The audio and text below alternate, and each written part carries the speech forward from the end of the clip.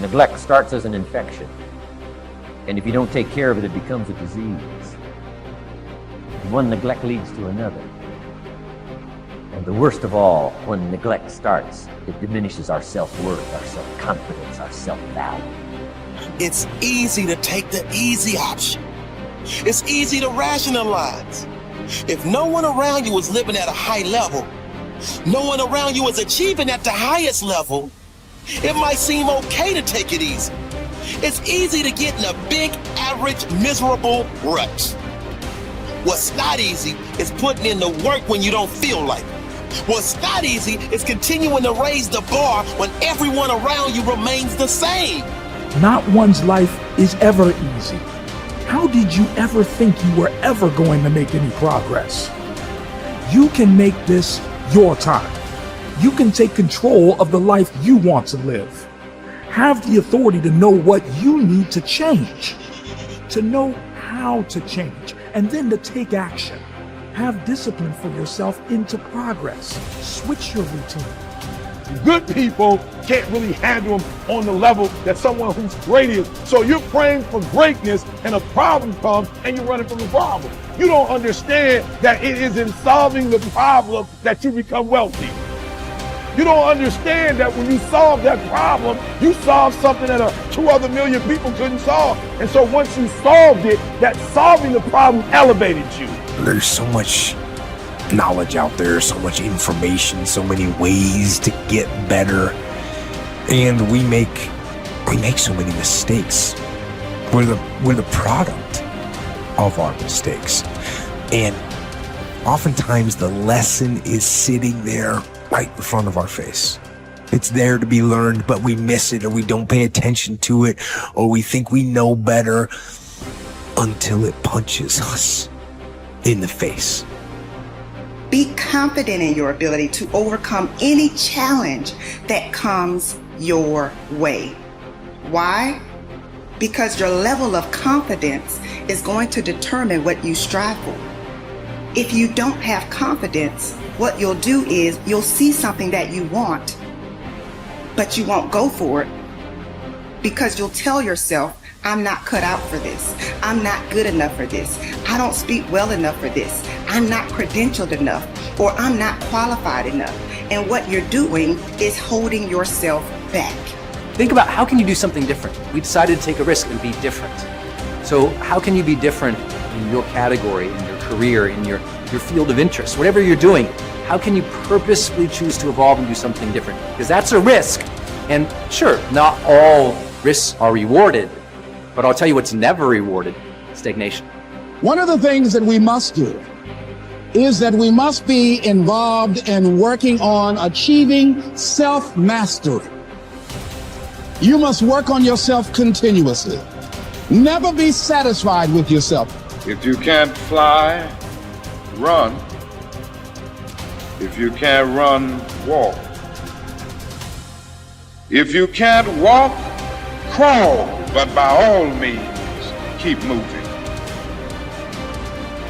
Part of the reason that people go watch anti-heroes and villains is because there's a part of them crying out for the incorporation of the monster within them, which is what gives them strength of character and self-respect, because it's impossible to respect yourself until you grow teeth.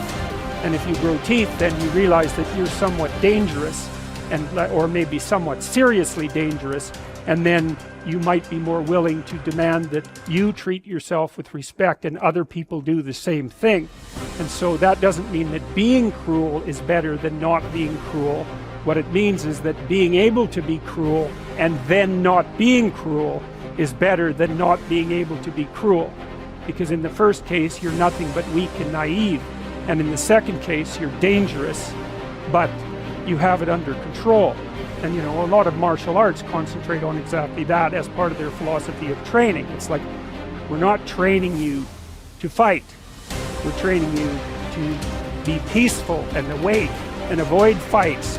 But if you happen to have to get in one, and I guess the philosophy also is that if you're competent at fighting, that actually decreases the probability that you're going to have to fight, because when someone pushes you, you'll be able to respond with confidence, and with any luck, and this is certainly the case with bullies, with any luck, a reasonable show of confidence, which is very much equivalent to a show of dominance, is going to be enough to make the bully back off. And so the strength that you develop in your monstrousness is actually the best guarantee of peace. And that's partly why Jung believed that it was necessary for people to integrate their shadow. And he said that was a terrible thing for people to attempt, because the human shadow, which is all those things about yourself that you don't want to realize, reaches all the way to hell. And what he meant by that was, it's through an analysis of your own shadow that you can come to understand why other people are capable, and you as well, of the sorts of terrible atrocities that characterize, let's say, the 20th century. And without that understanding, there's no possibility of bringing it under control. It's also partly why the path to enlightenment and wisdom is seldom trod upon, because if it was all a matter of following your bliss and doing what made you happy, then everyone in the world would be a paragon of wisdom. But it's not that at all.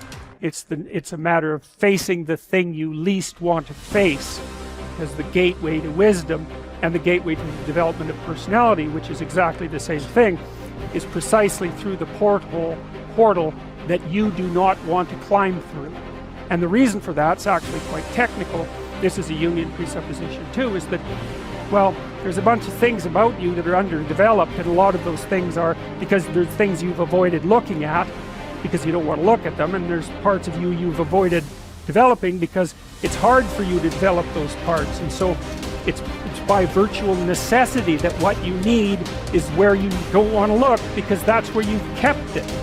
The starting point of setting goals is for you to throw off all mental limitations and let your mind roam freely across the entire universe of possibilities. Your primary job at the beginning is to allow yourself to dream big dreams and determine exactly what it is you want out of life, in every area and in every dimension. Decide what's right before you decide what's possible. Imagine that you can be or have or do virtually anything that you really want to, as long as you know exactly what it is. First, make up a dream list.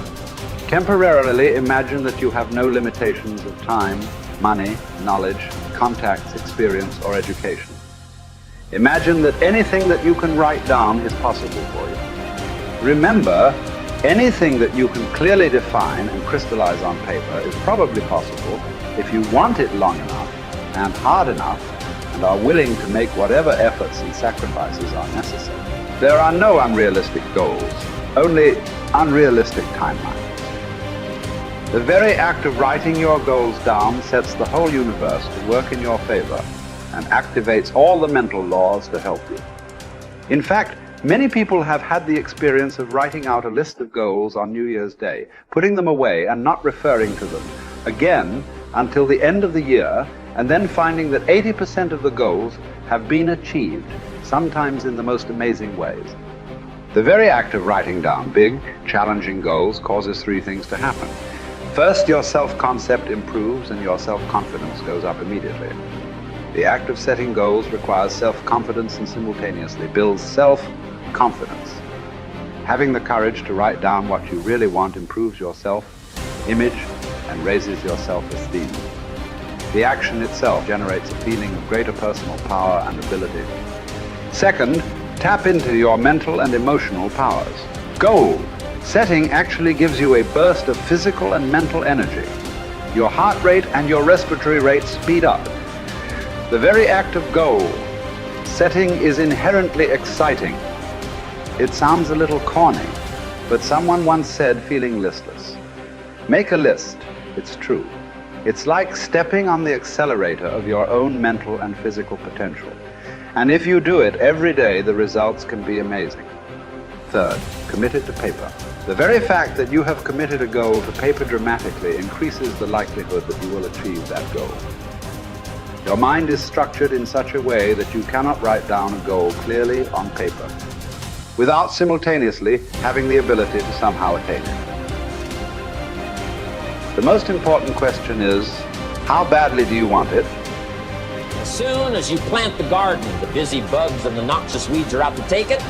And you've got to learn not only to nourish your values, you've got to learn to do battle with your enemies. Whatever threatens you, I'm asking you to threaten it back. Take care of your responsibility, but don't take anything off of anybody.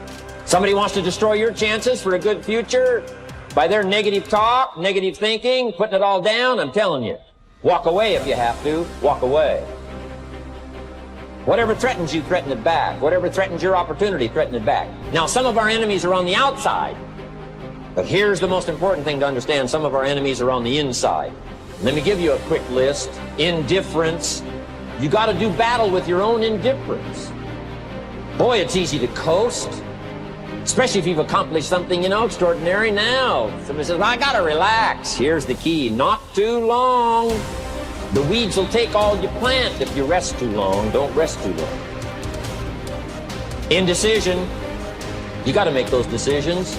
The ones that don't turn out to be good gives you experience to make better decisions. Don't let much time go by without making some decisions. The ones that you can make quickly, make them quickly.